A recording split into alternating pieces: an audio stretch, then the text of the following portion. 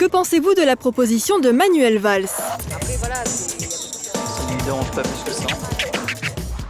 80 km/h, à mon avis, sur le trafic, ça ne va pas changer grand-chose. Pas de limitation de vitesse et que chacun prenne ses responsabilités. en règle générale, c'est quand même que le bâton qu'on comprend. Plus de flics. Je pense qu'il faut privilégier les transports en commun.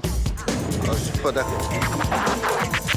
Après, voilà, Ça ne me dérange pas plus que ça. 80 km/h contre 90 actuellement sur les voies secondaires. C'est la proposition de Manuel Valls, Premier ministre. Et pour protester contre ce projet, l'association 40 millions d'automobilistes a lancé l'opération Ruban Blanc. Le tissu noué autour du rétroviseur gauche manifeste le mécontentement de l'usager. Et vous, qui allez prendre justement la route du littoral limitée à 90 km/h, que pensez-vous de cette proposition? Je ne suis pas d'accord. Je pense que ce n'est pas une bonne solution. Voilà, parce que ceux qui roulent très vite, de toute façon, ne respecteront pas la limitation de vitesse et puis les autres sont pénalisés. C'est plus pour ramener de l'argent dans les caisses de l'État parce que en ce moment, il faut qu'ils ramènent une 50 milliards ou quelque chose comme ça. Faire comme en Allemagne. Il y a certaines routes où on n'a pas besoin d'avoir autant de limitations en fait. Retirer carrément les limitations. Pas de partout. Je veux dire, en centre-ville, bien sûr, on a besoin des limitations, on a des piétons, on a des dangers qui arrivent de toutes parts. Sur les grandes lignes, il y a certains endroits où 90, on pourrait facilement être à 110. Les sanctions sur les routes hors agglomération.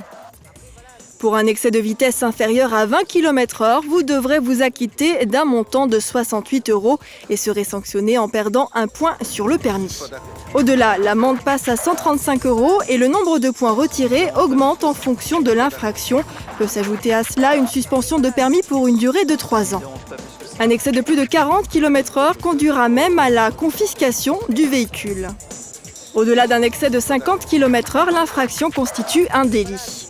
1 500 € d'amende, 3 750 € en cas de récidive et l'automobiliste risque jusqu'à 3 mois de prison ferme. Par exemple, maman était avec un camion, un motoriste du bas moi, montait à peu près 80-90, il a couché, il a relevé à 1,5 m devant moi. Ben, je demande s'il m'a pile le frein. Vous avez eu peur? Ah oui, j'avais peur pour lui.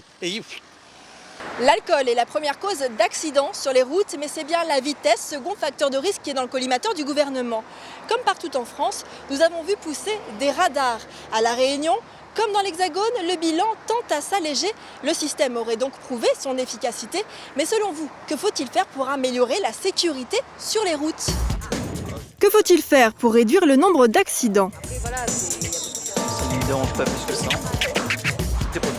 Qu'on arrête de supprimer les postes de fonctionnaires et qu'on les remette sur le terrain afin de pouvoir mieux réguler les personnes qui ne respectent pas le code. La répression est tellement forte. On arrive forcément à avoir peur, comme on dit, du gendarme ou du policier, comme vous voulez.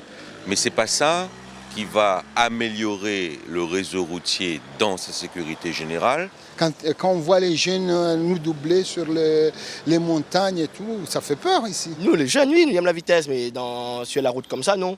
Dans les petits chemins, par exemple, les rampes à la montagne, les petits parcours. Mais après, sur les grandes routes, non. Après, il faut penser à de mon des enfants dans la voiture et tout, voilà. Pourquoi mettre des voitures à 260, 300 km/h si on veut limiter la vitesse à 80 km? Baissez déjà, au lieu de mettre des voitures à 160, mettez les voitures à 120. Déjà, ce serait peut-être une bonne idée. Le bilan sur les routes réunionnaises. Depuis quelques années, le bilan s'améliore. En 2013, 39 personnes ont perdu la vie sur les routes réunionnaises, 717 ont été blessés. En 2012, le bilan est donc plus lourd, 6 décès de plus et une centaine de blessés supplémentaires sur les routes. Et si la même année les victimes étaient surtout des usagers dits vulnérables, c'est-à-dire des piétons et cyclistes, en 2013, il s'agissait davantage d'automobilistes. Enfin, depuis le début de cette année, 10 usagers ont succombé suite à un accident de la route. C'est moins qu'à la même période l'an dernier. Les gouvernements ont l'habitude de s'approprier des mérites qu'ils ne méritent pas forcément, justement. Ce week-end encore, un motard est décédé brutalement à Saint-Denis. Il roulait à 200 km/h sur une route limitée à 70. Les sanctions ne sont pas toujours un frein à l'imprudence. Il faudra attendre encore quelques semaines avant de connaître la décision concernant le projet de Manuel Valls. Mais pour rappel, jeunes conducteurs, sachez que la vitesse est déjà limitée pour vous à 80 km/h. Et pour les conducteurs plus expérimentés, rien ne vous empêche de lever le pied.